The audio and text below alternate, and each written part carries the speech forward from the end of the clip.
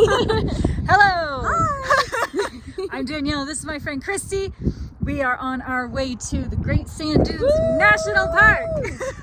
Taking a pit stop at these freaking gorgeous mountains of Colorado, and we are almost there. Yay! Onward to the dunes! Let's do it!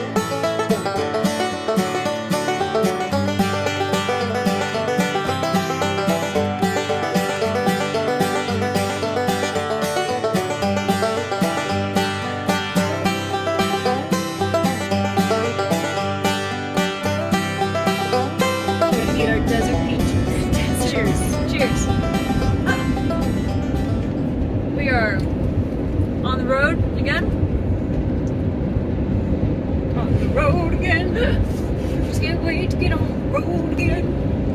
There's a life I love is making music with my friends. I can't wait to get on the road again. On the road again. We're the best of friends. Oh no, I'm just singing this song. Hi dear friend.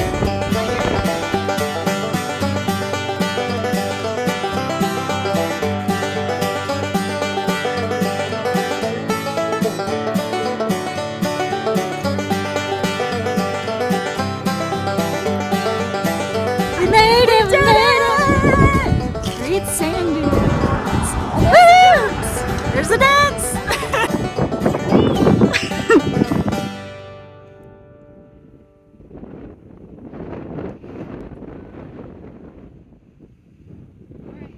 Let's do it. They're like 10 times bigger than they were 1 minute ago.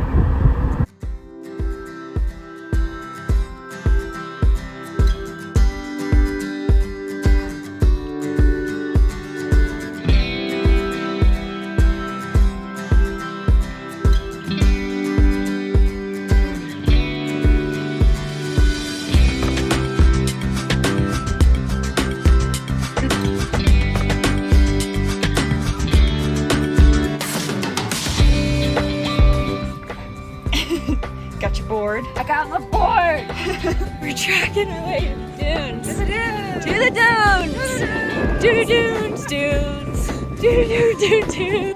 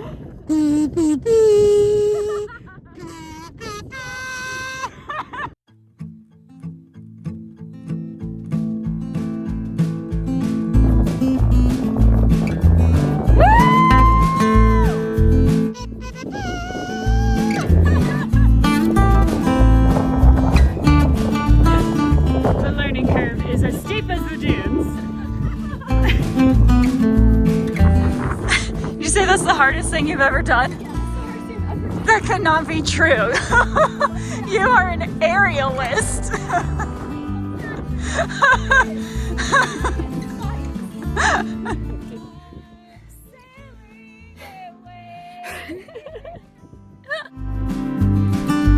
Here she goes.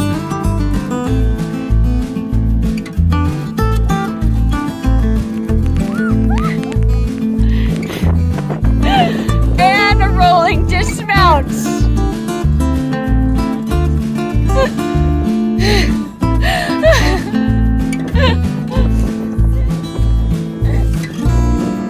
cause it, woo! Yeah! You slide off of it? Alright, so since that didn't really work, Way harder than we thought. we're gonna try something different. Do the super suits! Where's my super suit? Onesies!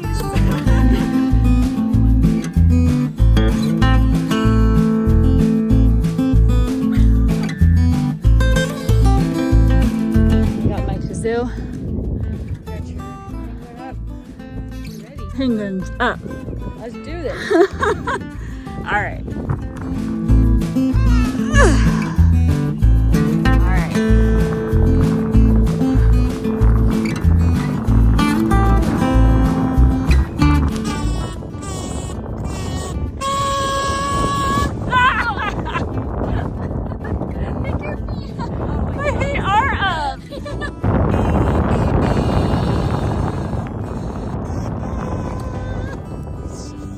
Final attempt on this hill.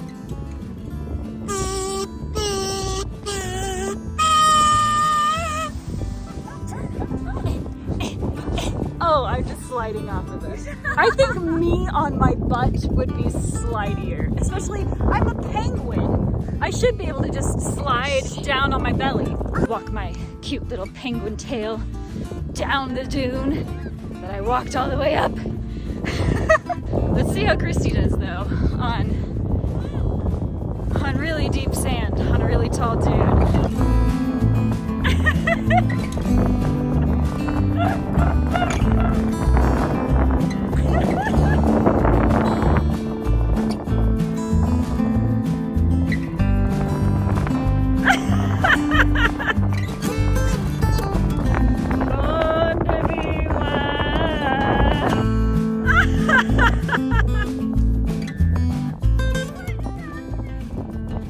What, is that not just like surfing?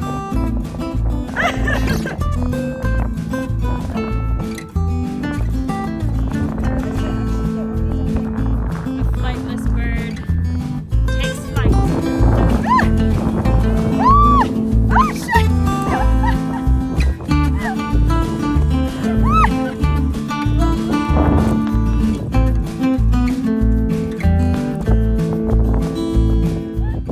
Yes, I did!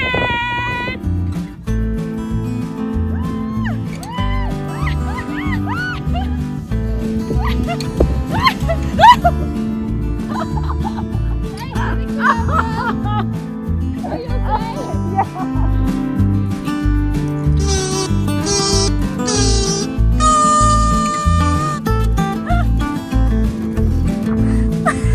Feels just like Mario. Oh!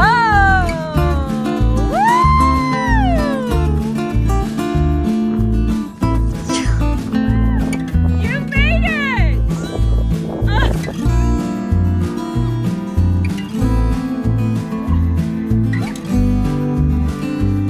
Woo! Success! The penguin has flown!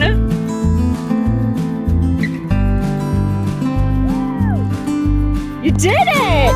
Woo! No falling! No falling! Get it, Christy! Get it, Christy! Get it, Christy! Oh, oh!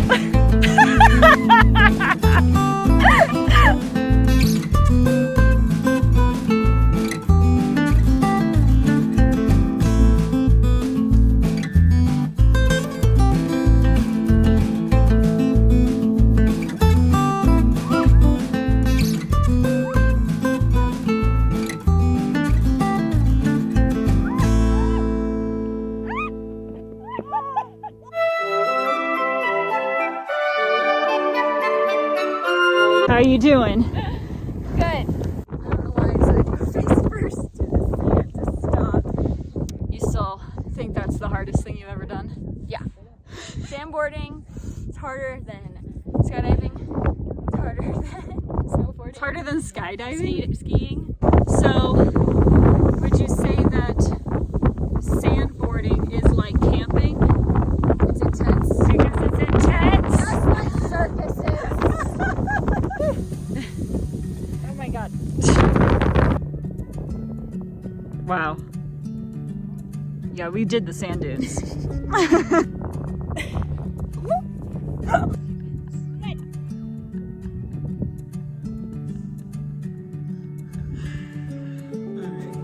All right, so we are at Great Sand Dunes National Park, which is in southern Colorado, and it is 30 square miles of the tallest sand dunes in North America.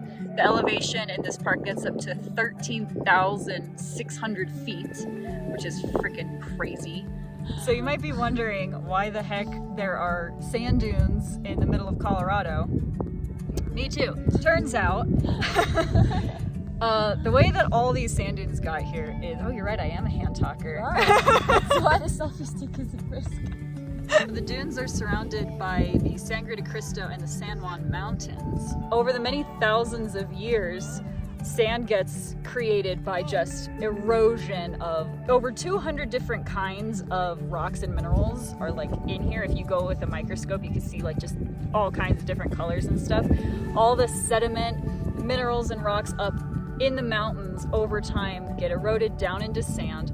The streams can then carry them down into these valleys, into the lakes that are up on the mountains. And then eventually the lakes dried up and it left behind this really thick layer of sand in the valleys of the mountains. And then the wind blew through this like very particular low curve in the mountain. You need 4 ingredients. I thought you were gonna count. You need 4 ingredients to create sand dunes. The first one is wind. The second one is dry conditions. It can't be too humid. You need to come with me into all my videos. 3, you need the third thing. The third thing. Which is a sand source, obviously. Sand's gotta come from somewhere. And 4. All right, you need wind, dry conditions, a sand source, and a trap, which is, I did the weird 4. You need a trap, which is the Sangre de Cristo and San Juan Mountains, because there's this low curve that the wind funnels through and just carries all of the sand from those thick deposits and the ancient lake beds that have dried up. So the sand gets funneled through kind of this little narrow crack, low curve in the mountains, and it gets blown into this valley, and it just creates these huge sand deposits. And then you've got wind blowing up against the mountains in the opposite direction, and those two wind forces against each other create these giant sand dunes. And then what those opposing winds also do is they make it so that the dunes, once they got as high as they were, they really haven't changed. You can see pictures of them from like the 1800s, and they look pretty much the exact same because of those opposing wind forces. So one of the huge points of the National Park Service is to preserve for generations the same kinds of experiences, and you can come out here hundreds of years in the future or go hundreds of years in the past and it looks the exact same. The chief resources manager of the park here says that one of the greatest litmus tests that you can do to see how effective the National Park Service is if you can look across the landscape, and if you can't tell what year it is by looking across the landscape, that means the National Park Service is doing its job out here. We're doing a good job of preserving just the natural wilderness that's out here. One of the other things that's so awesome about this park too is that like in so many national parks you have to maintain, you have to like preserve the way it looks. And I am like the biggest stickler in the world about like, don't touch that. Like you have to preserve it. And like if you're gonna, engage with nature like in destructive ways, maybe don't do it in the national park where it's like legitimately set aside to be preserved. There are other places you can do that. But the thing about Great Sand Dunes National Park is it's one of the parks that like you can actually just like interact with it a bunch. It's full of natural resources, but they're really resilient. So you can do things like sandboarding and sand sledding and just... It's harder than it looks. There's a creek down here in the summertime, and there's actually ways because the way the sand moves under this little creek, and you can hike, you can play in the sand. We made sand angels. That's just one of the awesome things about this park that you don't get to experience in a lot of other parks. A lot of other parks you can look but don't touch, don't go off the trail. There aren't even trails here. You just come out and just be in the sand dunes. And we were out here in the middle of the night and there was no one around. It was silent. Great Sand Dunes National Park is also a dark sky park, which means that there is so little light pollution here that the quality of the night sky is just out of this world. So if you're into astrophotography or you want to just come look at the Milky Way and not be flooded with light, you might think you've seen the night sky, but if you go to a dark sky designated park, it'll just blow your mind.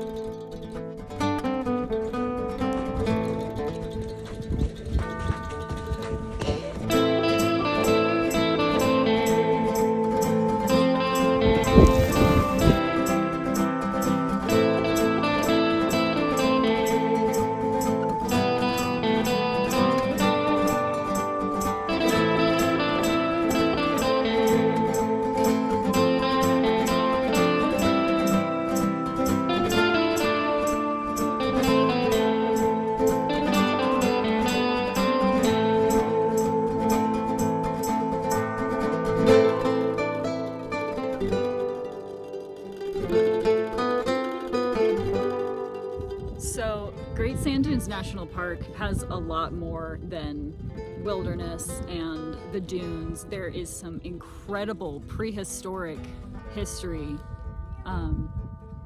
in this park.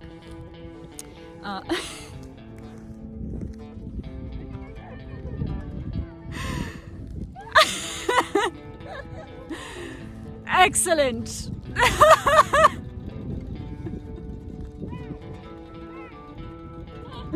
Thank you. Oh jeez. Oh jeez.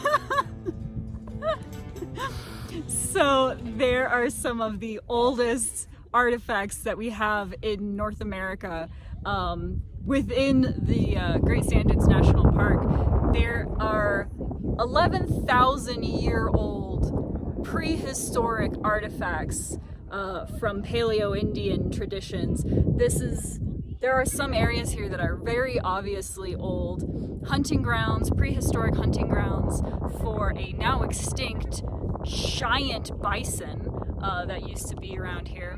At these particular sites, there are just piles and piles of these bison bones, like they were having a feast there, and at these kind of campsites that they created temporarily. And there's tools there, and hieroglyphs, and there's even a 5,000-year-old stone xylophone. It's a xylophone. It's called something else, but it's just straight up a xylophone. It's just incredible. Some of the archaeologists that have worked in the Great Sand Dunes National Park have said that some of the most significant and fascinating archaeological finds have been within Great Sand Dunes National Park. Some Pueblo Native American traditions believed that the lakes, those ancient lakes, were the source of where the first people would have emerged from the earth. So there's also a lot of really interesting history post-prehistoric, meaning it's just not documented yet, with the Spanish. Yes, oh my god. You're rewriting history. This is hilarious. So the Spanish came out here to seek their fortune because they heard that there were enormous piles of gold that blew in the wind, and they come out here and they just find piles of sand. Is this real? Yes. The Spanish came out here because they heard that there was so much gold, it was piling up into enormous piles that blew in the wind. LOL. The first written documentation we have of these great sand dunes is from Captain Pike, as in Pike's Peak, as in Purple Mountain's Majesty, literally, in the America the Beautiful song. He said that the dunes looked just like the sea during a storm, save for the color. Also, there's some controversy about this, and it's not the most interesting thing about the park, but side note, what's Captain Pike doing out here? He said he was out here by accident, like he meant to go somewhere else, but whoops, he pulled a Columbus and ended up all the way over here. Sounds suspicious. It does sound suspicious because the theory is that he's not out here by accident. He was spying on the Spanish. What? Who knows? But that is that's the actual theory. Captain Pike's out here like.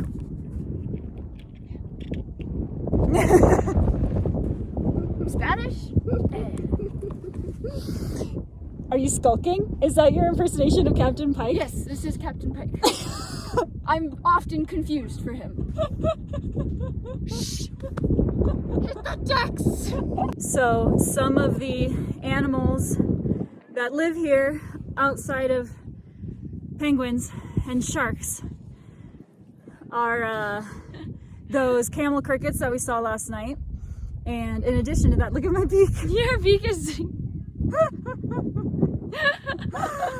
So those camel crickets we saw last night, and there are a bunch of other insects here that are endemic insects, meaning that they don't live anywhere else in the world except for within Great Sand Dunes National Park, which is fascinating. What else do they have here? Sandhill cranes. Sandhill cranes.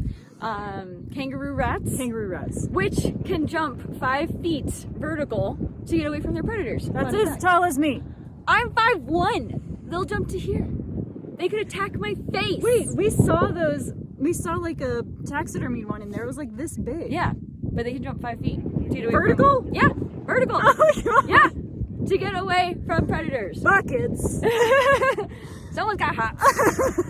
What else? So what are the predators? Bobcats, coyotes. There's also bears and mountain lions out here. And when the creek is going, what else is out here, Christy? 3 types of toads, which is a problem. It's my biggest fear. So I'm really glad I didn't know this. But so they come out at night, and then when the sun comes up, they dig into the cold, wet sand underneath the dry layer on top. Which I just can't imagine there being toads underneath these hills. But okay, if you say so. Oh, it's so cool down here. This is like 40 degrees. I feel like the hills have toads. The hills have eyes. The hills have toads. The hills have toads. I feel like they're magical. Like if you pull one out of the ground and like rub it, it like genie? does. Yeah, like it must. If you pull a toad out of the sand, out from like a foot deep in the sand or whatever, Yeah. like I feel like if you rub it, something happens. Or like you at least need to answer a riddle or something. It's a lot more than I thought would be out here though. Yeah, because it looks completely barren out here. Yeah. But we've seen insects, not a lot. It's not like there's bugs all over the place, but we almost stepped on that camel cricket last night. And like, they're just out here, I guess. And we heard an owl and we heard coyotes. Both were way in the distance. So I don't know how much they're on the dunes. Unless they're lost. Within the park, they are out there. So you're kind of primarily supposed to be out here in either the mornings or the evenings, because in the afternoons the sand gets so flippin' hot it can get to be 150 degrees Fahrenheit on your little feetsies. It's hot right now. Yeah, it's hot. It's not that hot here. It's like 70 degrees, but your feet are like you're walking in hot coals. So that's why I'm standing on the sled, and that's why I keep slipping down the hill a little bit, because I'm standing on a sled barefoot. It can get 60 degrees hotter on the sand than air temperature. Really? Yes. Well, dang. In addition to when the sand's just way too hot, you shouldn't be out here. Also, if there's a thunderstorm, if it's raining, you gotta book it, because the lightning strikes out here can be fatal. Because like What's it gonna hit? You!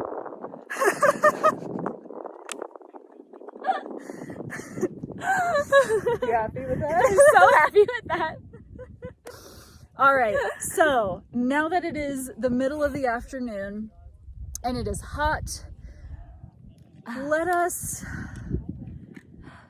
hike the entire hike back to the car. And We'll cross the cold stream. Yes, we'll ice our feet in the cold stream right up to the parking lot. And thank you, Great Sand Dunes. Yeah, thanks for a perfect day. Woo!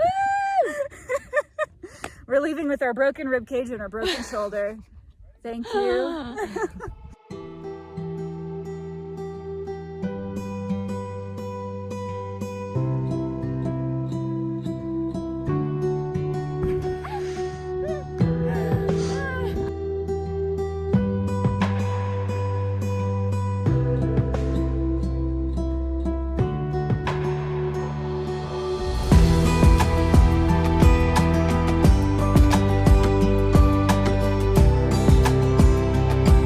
After that hot sand, this creek feels so good.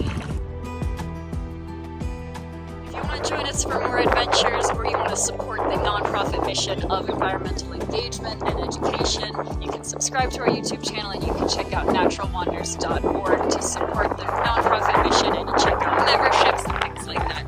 We will see you at the next place. Bye, guys.